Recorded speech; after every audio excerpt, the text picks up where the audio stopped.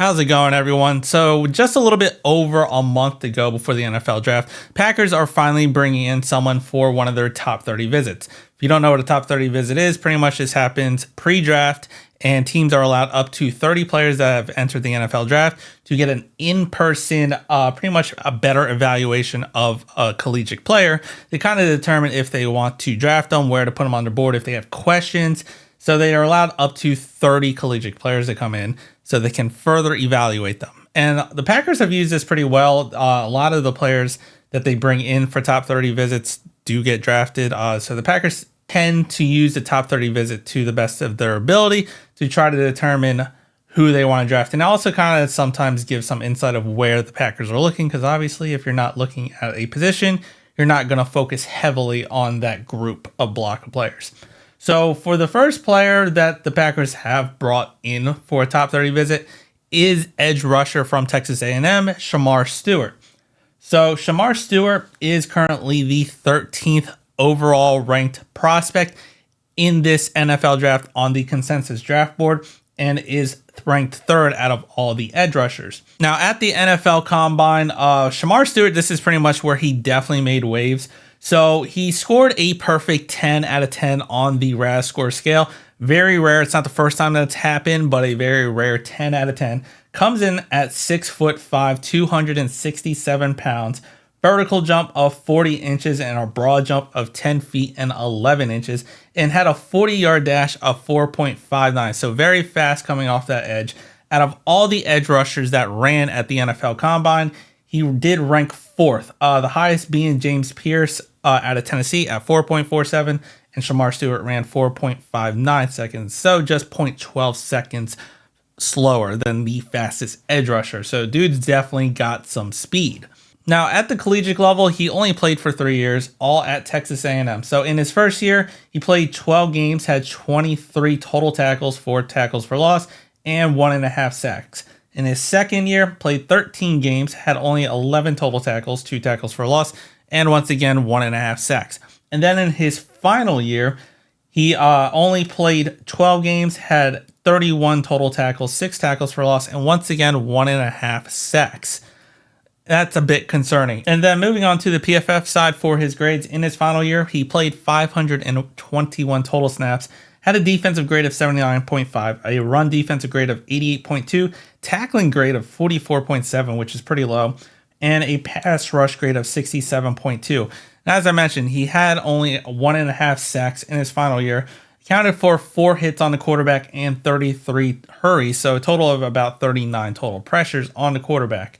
And I kind of went to how the team did on defense for the edge rushers for Texas A&M to see if he was even the best, and he actually ranked 5th in the pass rush grades.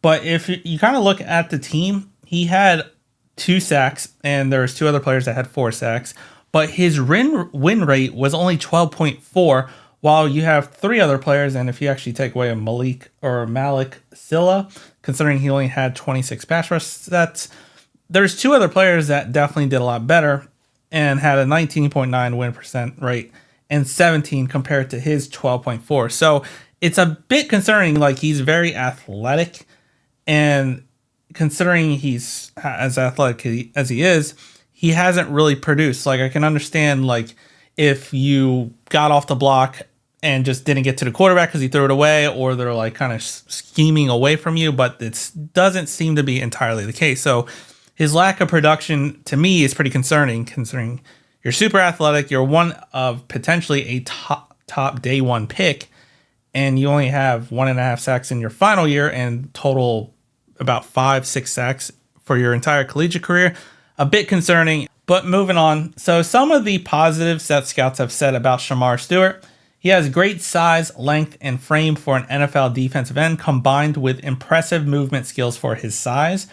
Good strength at the point of attack with long arms to get extension and set the edge against offensive tackles. Sinks his hips well and has the lower body strength to avoid getting washed inside by down blocks.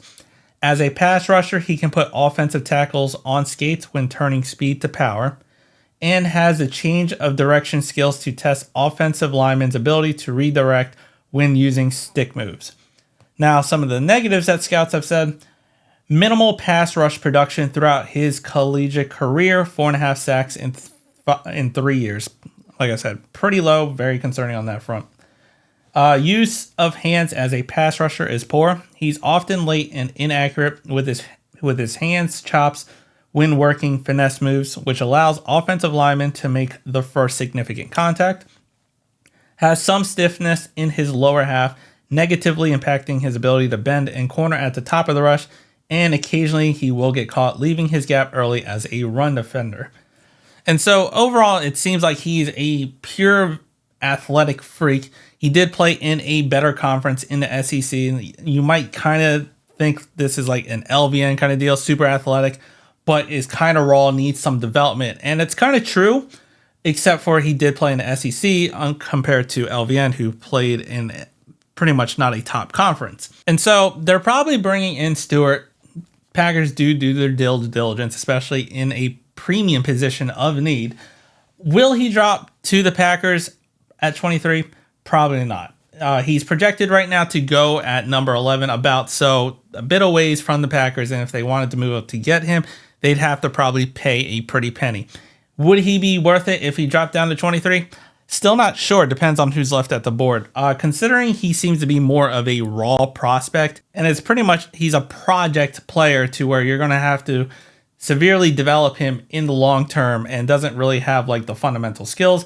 It worries me, especially at your number one position, your number one pick. So I don't know if he'd be a good pick for the Packers. Athletically, he's amazing. He's very comparable. A lot of people compare him to Myles Garrett, which sounds good, but he's very raw. So I don't know if this is currently the time frame to once again go for another raw project player like we did with LVN.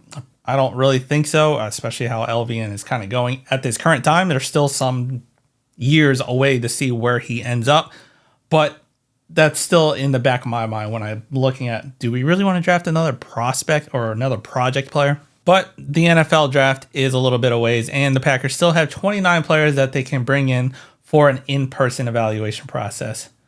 But let me know what you think down in the comments. I will, as every offseason, try to do pretty much every in-depth analysis similar to how this one was for every top 30 player that they bring in to kind of get a sense of who they are, since there's so many collegiate players and not all of us, if you watch college, know who they are or what are their baseline stats.